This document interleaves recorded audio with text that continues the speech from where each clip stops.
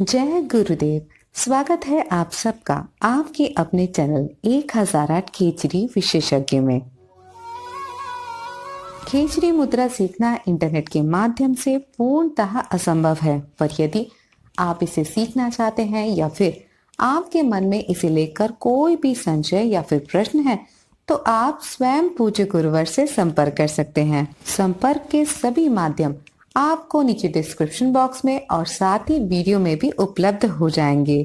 परंतु आप सभी के अनुरोध पर आपके भक्ति मार्ग को प्रशस्त करने के लिए और आपके मन में उठने वाले संशयों को दूर करने के लिए हम लेके आते हैं कुछ खास वीडियो। तो इसी श्रृंखला में आज भी लेके आए हैं एक खास वीडियो। तो चलिए बिना देर किए करते हैं अपनी इस आध्यात्मिक यात्रा का शुभारंभ। अक्सर लोगों के मन में सवाल होता है कि अच्छा व्यवहार और अच्छा आचरण करने के बाद भी लोग उन्हें बुरा कहते हैं और उनकी छोटी सी गलती को भी बड़ा करके दिखाते हैं। अगर आपके मन में भी यही सवाल है तो आज का वीडियो है खास आपके लिए। देखिए, कर्म का सीधा संबंध व्यक्ति के चरित्र, व्यक्तित्व और उसके गुणों से होता है। हमारे कर्म ही हमें अच्छा या बुरा दिखाते हैं। मान के चलिए कि अगर कोई इंसान दूसरों की मदद करता है तो हम कहते हैं कि वो अच्छा इंसान है, और अगर कोई इंसान दूसरों को दुख या पीड़ा देता है तो हम कहते हैं देखो कितना बुरा इंसान है ना। लेकिन अगर आप गहराई से किसी व्यक्ति को देखेंगे तो समझ जाएंगे कि कोई व्यक्ति ना तो अच्छा होता है पूरी तरह से और ना ही पूरी तरह से बुरा। अब आप सोचेंगे कि मैं क्या कह रही हूँ।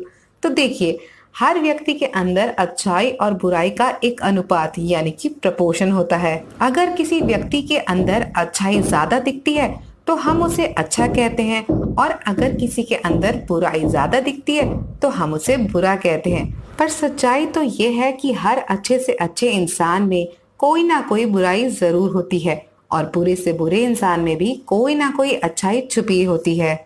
कई बार कोई व्यक्ति बहुत अच्छा होता है पर उसकी छोटी सी गलती पर भी लोग उंगलियां उठाते हैं, उसे गलत कहते हैं, और इस हद तक गलत कहते हैं कि उसकी तुलना किसी ऐसे व्यक्ति से कर देते हैं जिसका नाम गलतियां करने में या बुरा काम करने में सबसे ऊपर आता हो। जब किसी अच्छे कर्म वाले व्यक्ति को किसी ऐसी नकारात्मकता यानी कि नेगेटिविटी से गुजरना पड़ता है तो ये बहुत ही हृदय विदारक या दिल को तोड़ने वाला होता है।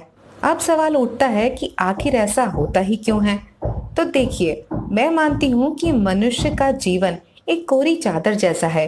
व्यक्ति के सुंदर और अच्छे कर्म उस चादर को निर्मल, स्वच्छ या साफ सुथरा रखने में मदद करते हैं, और उसके बुरे कर्म इस चादर को पल भर में मैला करने के लिए काफी होते हैं। जो व्यक्ति जितना गलत कर्म करता है उसकी चादर उतनी ही मैली या फिर काली होती है, और इतनी मैली चादर को साफ करना असंभव होता है। तो ऐसे में उस पर सच्चाई या अच्छाई के 2-4 सफेद छींटे पड़ भी जाएं तो इससे कोई फर्क नहीं पड़ेगा।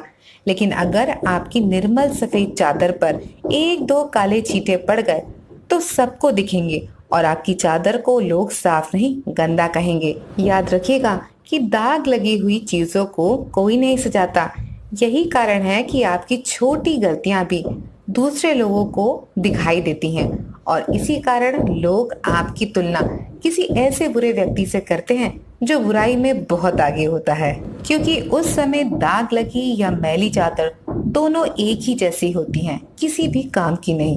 तो अगर किसी पल जीवन में ऐसा हो कि आपकी भी तुलना अच्छे कर्मों के बावजूद किसी बुरे व्यक्ति से हो, तो एक बात गांठ बांध लीजिएगा, और ये बात कभी मत भूलिएगा कि छोटे दागों को मिटाना आसान होता है। इसलिए अपनी अच्छाई और अपनी सच्चाई को कसकर पकड़ के रखिएगा। माना समय और परिस्थितियां आपके अनुकूल नहीं है, पर ये कुछ ही देर की बात है, क्योंकि ये समय है कभी एक जैसा नहीं रहता।